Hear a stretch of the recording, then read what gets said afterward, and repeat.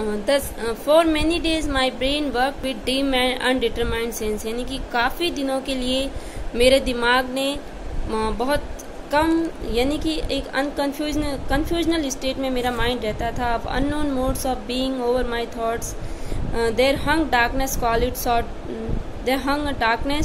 Call it solitude और blank desertion. और इस तरह से मेरे माइंड में एक तरह से डार्कनेस छा गई थी, जिस तरह से मैं उसको मतलब मैं अकेला रहने लगा था। No familiar shapes remain, no pleasant images of trees, यानी कि कोई भी फेमिलियर चीज़ मुझे हैप्पीनेस नहीं दे रही थी। कोई भी जो सीनरी थी उससे मैं खुश नहीं हो पा रहा था। ऑफ सी और sky, no colours of green fields but huge and mighty forms. और मुझे ड्रीम्स में भी क्या दिख रहे थे, एक ह्यूज और बड़ी बड़ी जो fearful थिंग्स थी वो दिखाई दे रही थी। That do not live like living man, moved slowly through the mind by day and were trouble to my dreams।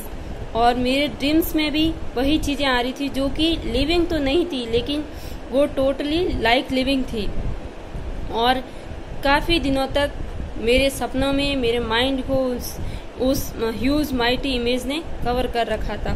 तो इस तरह से देखिए विलियम वर्ड्सवर्थ यहाँ बता रहा है कि उसने एक्ट ऑफ स्टीलिंग की, उसने बोट को स्टील किया, उसने विदाउट परमिशन बोटिंग की। तो उसके लिए नेचर ने उसको एक लेसन दिया।